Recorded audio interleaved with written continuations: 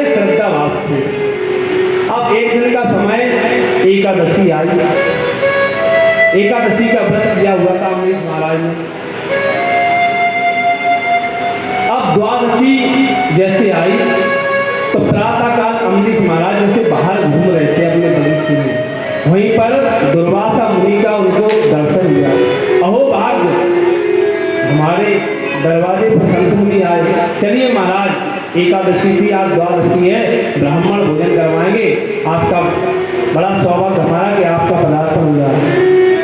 मैं अभी आता हूँ राजन, संध्या वंदन करने के पश्चात। कभी कभी ऐसा हो जाता है, एकादशी के पश्चात द्वादशी आती है, द्वादशी के उपरांत तुरंत त्रयोदशी आ जाती है। जो एकादशी करते हैं उनको द्वादशी में ही पारायण करना चाहिए। भले ठाकुर जी का चरणोदक ले लो, तुलसी दल लो, लेकिन लेना चाहिए। अगर नहीं लोगे तो एकादशी का आपको फल प्राप्त नहीं होगा। तो ब्राह्मणों से पूछा तो द्वादशी निकलने वाली है, त्रयोदशी आने वाली है। अब दुर्वासा मुनि के साथ में सभी थे, बुद्ध चले गए स्नान करने के लिए। अब विलंब होने वाला था। ब्राह्मणों ने कहा महाराज, आप ठाकुर जी का चरणोदक ले लीजिए, आपका व्रत भी खंडित नहीं होगा और ब्राह्मण का सम्मान भी हो जाएगा। तो ब्राह्मणों के कहने से चरणोदक उन्होंने ले लिया। अब इधर दुर्वासा मुनि को मालूम है, बड़े क्रोधी है दुर्वासा मुनि को, तुरंत बसने लगे। मेरे जैसे अतिथि ब्राह्मण को निमंत्रण देके और तूने पारण कर लिया, मैं तुझे छोड़ नहीं सकता। तुरंत अपने सिर में से एक जटा निकाली और पृथ्वी पर दे मारी, पटक। तुरंत उस जटा से एक कृत्या उत्पन्न हो गई। राक्षसी, बड़ा विकराल रूप है उस राक्षसी का। कृत्या ने पूछा, भगवान मुझे क्या किया? इस राजा को नष्ट कर दो, इसी समय इसका राज नष्ट कर दो। और अमरीश महाराज के पीछे वो कृत्या पड़ गई। इतने में क्या हुआ, सुदर्शन चक्र सामने आ गया भगवान का। अब सुदर्शन चक्र उस कृत्या के पीछे पड़ गया। कृत्या को वहां से दूर भागने लगी, हटने लगी, और कृत्या भागती रही, लेकिन सुदर्शन चक्र से कहां जाती? सुदर्शन चक्र ने उसने टुकड़े टुकड़े कर दिए, कृत्या को भस्म कर दी।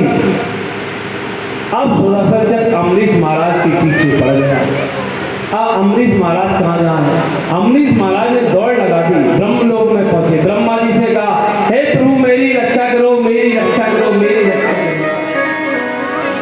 अब जब ब्रह्मलोक में पहुंच गए, तब ब्रह्मा जी ने कहा, जिसका सुदर्शन चक्र है उसकी शरण में जाओ। तो उन्होंने सोचा कि भोले बाबा एक दूसरे के पूरब पे नारायण के, शायद भोले बाबा मेरी रक्षा करेंगे। तुरंत भोले बाबा के पास में गए, हे प्रभु कालों के महाकाल, आप मेरी रक्षा करो। भोले बाबा का मैं भी रक्षा नहीं कर सकता, जिसका सुदर्शन चक्र है उसी के पास में जाओ। तो तुरंत बैकुंठ धाम में चले गए। जब शिव भगवान सैया पर लेके हुए थे, भगवान ने देखा एक ब्राह्मण मेरे पास में दौड़ा भागा चला आया। तुरंत खड़े हो गए। क्या हुआ ब्राह्मण देवता? अरे अपने सुदर्शन चक्र को शांत करिए प्रभु, कहीं मैं भी पराध हूँ, मैं भी भक्तों के आधीन है, मैं भी कुछ नहीं सकता। अहम भक्त पराधीना असुतंत्र इमे गुजहा सागर भक्तेन भक्त जने प्रिय। अरे ब्राह्मण, मैं भी भक्तों के अधीन होता हूँ। माता मैंने पूजा पाठ कर दी है, मन हो गया तो स्नान करा दिया, नहीं बैठेंगे गोपाल। भक्तों के अधीन होते हैं भगवान, मैं भी भक्तों के अधीन हूँ, मैं भी कुछ नहीं कर सकता हूँ। अगर आप बचना चाहते हैं, जिसका भक्त का आपने अपराध किया है उसी के पास में जाइए।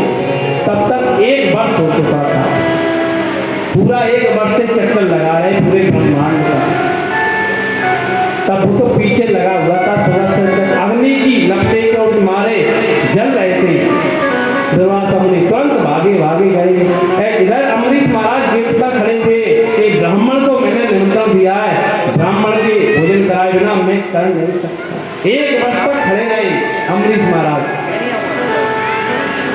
अब देखते हैं कि ब्राह्मण देवता दुर्वासा मुनि दौड़ते हुए आए और चरणों में जैसे लेटने वाले थे, तुरंत अमरीश महाराज ने उठा लिया। अरे ब्राह्मण क्या कर